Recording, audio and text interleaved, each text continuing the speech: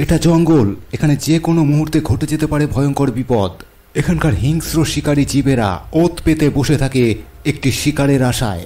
অন্যদিকে জঙ্গলের তৃণভোজী প্রাণীরা তাদের জীবন বাঁচানোর চেষ্টায় প্রতিটা মুহূর্তে লড়াই করে যায়। কারণ এটা জঙ্গল, এখানে যে কোনো মুহূর্তে ঘটে যেতে পারে ভয়ঙ্কর বিপদ। জঙ্গলের সমস্ত হিংস্র এবং ভয়ঙ্কর প্রাণীগুলির মধ্যে অন্যতম ভয়ঙ্কর প্রাণী হলো কুমির।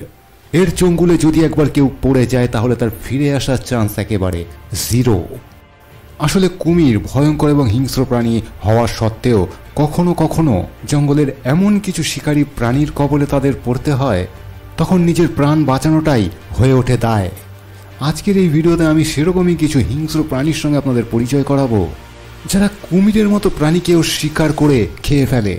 তাহলে চলুন শুরু করা যাক আজকের ভিডিও। এলিফ্যান্ট, এই বিষয়ে কোনো সন্দেহ নেই, এই মুহূর্তে পৃথিবীতে সবথেকে বড় প্রাণীগুলির মধ্যে অন্যতম বিশাল আকার এবং বড় প্রাণী হলো হাতি। আকারে বড় হওয়ার পাশাপাশি মাঝে মধ্যেই হাতিরা হয়ে ওঠে ভীষণ রকম আক্রামক। হাতি যখন তার আক্রামক রূপ দেখায় তখন জঙ্গলের সবথেকে ভয়ঙ্কর প্রাণীটিও এর সামনে আসতে ভয় পায়। যদিও কুমির এই বিষয়ে পিছিয়ে থাকে না। আসলে কুমির জলে থাকা এমন একটি শিকারী প্রাণী, শিকারের কাছাকাছি আসতেই তার উপরে ঝাঁপিয়ে পড়ে, আর ততক্ষণ পর্যন্ত সে তার শিকারটিকে ছাড়ে না যতক্ষণ না তার প্রাণবায়ু বেরিয়ে যায়। কিন্তু কোনো কুমির যদি কোনো হাতির মুখোমুখি পড়ে যায় তাহলে সম্পূর্ণ খেলাটাই বদলে যায়। এই মুহূর্তে আপনারা স্ক্রিনে দেখতে পাচ্ছেন হাতি তার বাচ্চা কাচ্চা এবং ফ্যামিলি সহ একটি নদীতে জল পান করতে এসেছে, কিন্তু তখনই আচমকা একটি কুমির বড় হাতিটির শুঁড় টেনে ধরে। এ সমস্ত দেখে হাতির বাচ্চাগুলো ভয়ে ডাঙায় উঠে যায়, কিন্তু বড় হাতিটি হার মানে না, তার শুঁড়টিকে সে জোরে জোরে ঝাপটাতে থাকে। হাতির এরকম রূপ দেখে কুমিরটি তার শুঁড় ছেড়ে দেয় এবং চলে যায়। জঙ্গলের অন্যতম শক্তিশালী প্রাণীটি হলো গন্ডার। গন্ডারের সামনে জঙ্গলের রাজা বাঘও আসতে ভয় পায়, কারণ জঙ্গলের শিকারী প্রাণীরা এটা ভালোভাবেই জানে যদি সে ভুল করে গন্ডারের কবলে পড়ে যায় তাহলে তার প্রাণ বাঁচানো মুশকিল হয়ে যেতে পারে।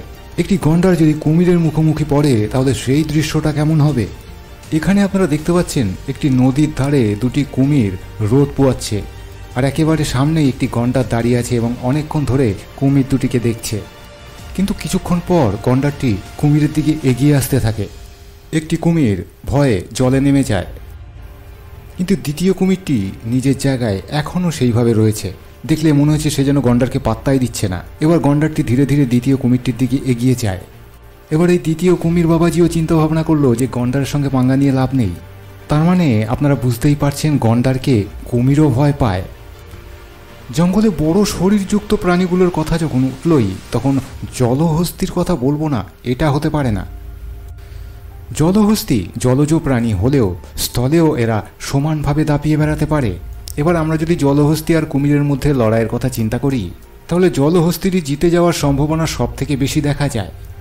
এদের বড় বড় দাঁতযুক্ত চোয়াল জঙ্গলের যে কোনো শিকারী প্রাণীকে ছিঁড়ে টুকরো টুকরো করে ফেলতে পারে। তাই জঙ্গলের যে কোনো শিকারী প্রাণীরাই জলহস্তির কাছাকাছি আসতে 10 বার ভাবে। এখানে আপনারা দেখতে পাচ্ছেন একটি কুমিরকে অনেকগুলো জলহস্তি মিলে ঘিরে ধরেছে। কুমিরটি এই চক্রবিউ ভেঙে কোনোভাবেই বেরোতে পারছে না। হিপোগুলো যেন কুমিরটিকে নিয়ে রাগবি খেলতে শুরু করেছে। যদিও কুমিরটি জলহস্তিগুলোর হাত থেকে প্রাণপণ বাঁচার চেষ্টায় মরিয়া হয়ে উঠেছে, কিন্তু এতগুলো জলহস্তির মাঝখান থেকে বেঁচে ফেরা বোধহয় কুমিরটির ভাগ্যে নেই। জঙ্গলের রাজা যদি সিংহ হয়ে থাকে তাহলে জলের রাজা কিন্তু কুমির। আর এই জলের রাজা এবং জঙ্গলের রাজার মধ্যে যদি একটি লড়াই হয় তাহলে কে জিতবে? তবে বেশিরভাগ ক্ষেত্রেই দেখা গেছে এই লড়াইতে সিংহই জয়লাভ করে শেষ পর্যন্ত। এখানে নদীর ধারে একটি কুমির শুয়ে আছে।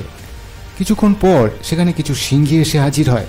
সিংহীগুলো সংখ্যায় ছিল অনেকগুলো এবং কুমিরটি ছিল একা। এতক্ষণে কুমিরটি বুঝে গেছে যে এতগুলো সিংহীর সাথে সে একা লড়াই করে জিততে পারবে না কোনোভাবেই, তাই সে নিজের জীবন বাঁচিয়ে আবার জলে ফিরে যায়।